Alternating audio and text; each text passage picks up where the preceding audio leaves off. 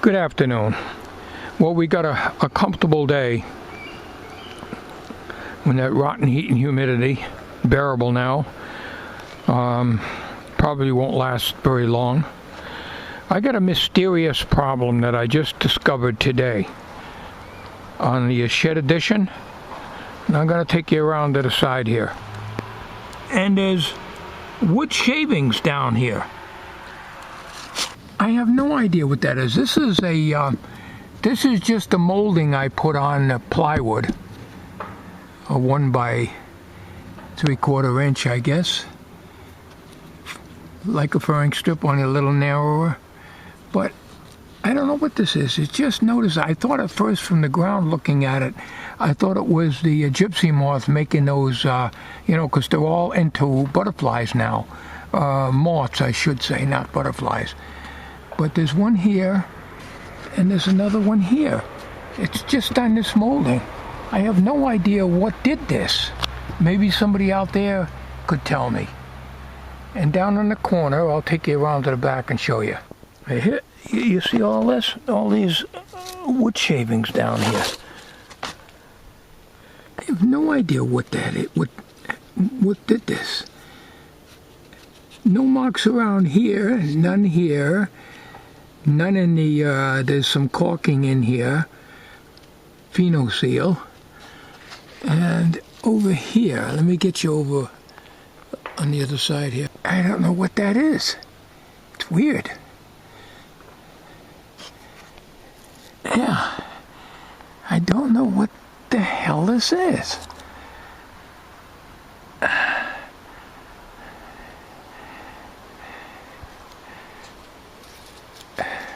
And over here. Nowhere else on the shed, just over on the shed addition. So if anybody knows what the hell it is, maybe you can tell me. I've never seen this. I built this, a few years ago, and I never had any problems. And everything is fine over here. If anybody can tell me what is doing this,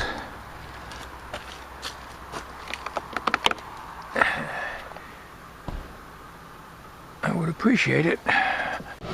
This is our Frigidaire 15,000 BTU air conditioner, which supposedly runs on a 15 amp circuit. It's got a 15 amp plug.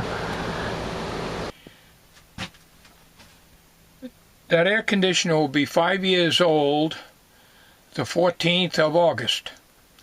The compressor is guaranteed for 5 years. Now, I called Frigidaire. I'll tell you what's happening with it, with this rotten heat and humidity.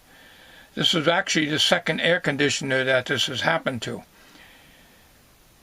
A 15,000 BTU air conditioner running on a 15 amp circuit, because it says it needs a 15 amp dedicated circuit. It's actually on a 20 amp dedicated circuit. And when I put the clamp meter on the 20 amp breaker in the box, especially when it's hot out, and you turn that thermostat down to 72 degrees or even 70, the compressor runs longer, of course, to cool the place down more. The amp meter, the air conditioner cools very well. There's no problem with it cooling whatsoever. And the fins are clean rather, and the filters are cleaned out and everything. Everything's perfectly clean in there.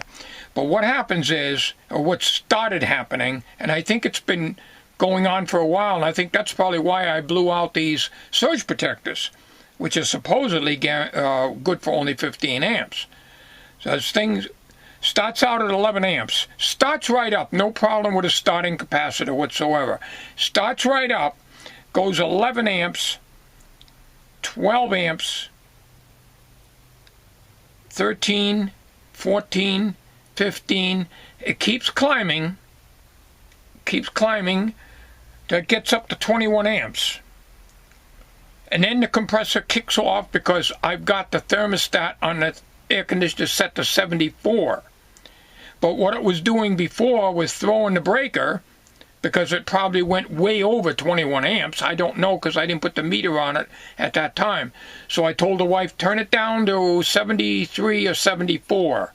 In other words, turn that temperature up, actually. On an air conditioner, you turn it up when you don't want it as cold. So we've been running it at 74 degrees, which is a little warm in the house unless you're right near it, you know. But it gets close to, it gets to 20 or 20.5 amps, and then the compressor kicks out naturally. So it doesn't get so high that it'll trip my 20 amp breaker. But that shouldn't be the case. That thing should work on a 15 amp circuit. But it won't, because obviously from what I have been reading, and also what I suspect is a shorted turn or a winding that's shorting in the compressor, just like it happened on our first air conditioner. That got so bad it went up to 46 amps before it tripped the breaker. It was on a 20 amp circuit also. I have a 20 amp dedicated circuit for air conditioner. Nothing else is on that circuit. Well, this one's going up to 20, 21. So we don't dare turn it down to a colder number, because it'll trip the breaker. So we called Frigidaire, and it's not easy getting a hold of them. And the compressor is still under guarantee, because it'll be 5 years old the 14th of August. This coming August. And we got it at Best Buy. But the labor's not guaranteed. So Frigidaire gave us a number of a local place, it's local, it's probably about 15, 20 miles from here, of an appliance repair. I've called 3 days in a row just to get an estimate. And they don't answer their damn phone, so they can't be much of a business. So I called a TV shop which does appliance repairs, that they're authorized service also. And I said that I told them what the situation was. And they said to replace the compressor, it would be, once you give us the serial number, they'll replace the compressor. But the labor to come to the house and pull the compressor is $300, and another $60 to slide it out and put it back in to the sleeve. So that's $360 on a $400 air conditioner. I can't work in the heat and humidity. I'll just about pass out. Today is tolerable. I got that sleeve siliconed and sheet metal in there. You would never get that thing out. It'd take you half a day to get that out of there. So I can't get another model air conditioner like that one that I can slide it out and put it in the same sleeve, because all 15,000 BTU Frigidaire air conditioners will not have the same size outer casing. They're all different. And that model is no longer available, so I can't get that.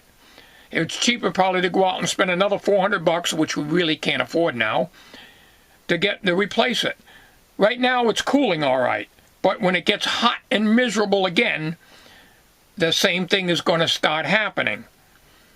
So that's why I haven't been on YouTube too much, because it's so damn hot. I'm hibernating in the house, and today's the first day I was able to get out and do anything at all. The strange part about it is the air conditioner is cooling very good. I mean, we're getting real cold air out of it. It's working good, except it's drawing a lot of power. So you figure 2,000, about 2,300 watts. I got the calculator on the computer. Amps times volts. So we figure 115 volts. We're lucky if we're getting that. A lot of times we're at the end of the line, so sometimes our voltage will drop down below 115, a good percentage of the time. And that's not counting with the air conditioner on. Then when you put the dryer on, The dryer has to run an hour and 45 minutes. It's supposed to be an efficiency dryer. Yeah, right. An hour and 45 minutes running the dryer. So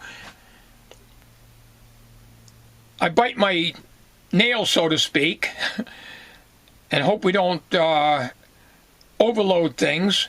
With an air conditioner that's drawing 20 amps on a 20 amp circuit, and then a dryer going at the same time, and it's just too much. And we only got a 60 amp service here. That's what it is in the park.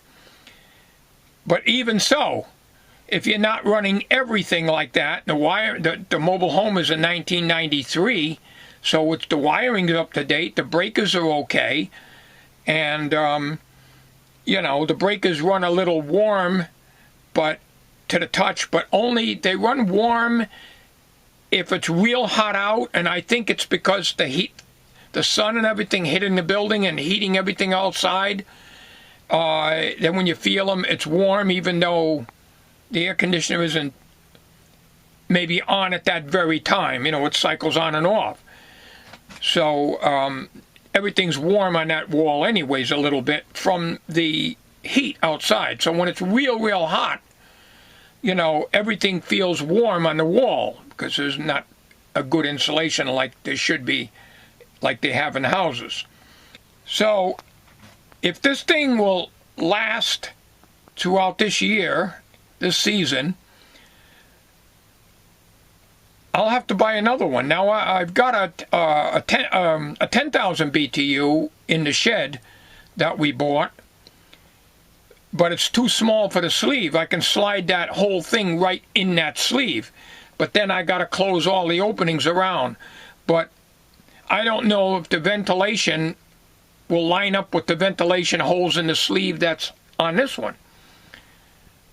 So if this craps out, I'll have to grab that, pull this out, and the floor gets flooded with water from the water. You know, I've had that out before a couple years ago, and water gets all over the place. No matter what you put down on the floor, it just floods the house, the carpet and everything, pulling that out.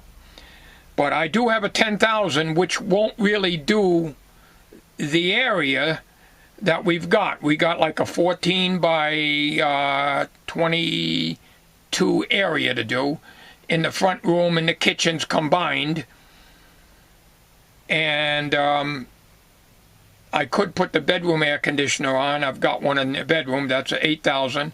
But you're talking about taxing the electrical system with all these other things. So I usually don't run the air conditioner in the bedroom. I usually leave the door open a little so that the one from the kitchen and the front room will cool that. So I hate this time of the year. Honest to God, I hate it. If it isn't that, it's worrying about hurricanes. We've got a lot of oak trees around, and you know, every year I get very nervous about that. But anyways, the reason I haven't been on is it's just been miserable, hot, horrible weather. I'd rather have, I'm telling you, I hate snow, but I'd rather have the damn snow. You know? I'd rather shovel snow than to die of heat and worry about, you know, trying to keep comfortable. At least you can put something on when it's cold. You can't take only so much off when it's too hot. And in my case, I don't have any lung problems that I know of, but if the humidity's high and I can't breathe, I feel like somebody threw a blanket over me. I can't breathe. I can't get my breath. I got to go in the house and I got to stand in front of the air conditioner, let that cold air blow on me, and breathe in that cold air. So I hibernate in the summertime when it's real hot. Thanks for watching.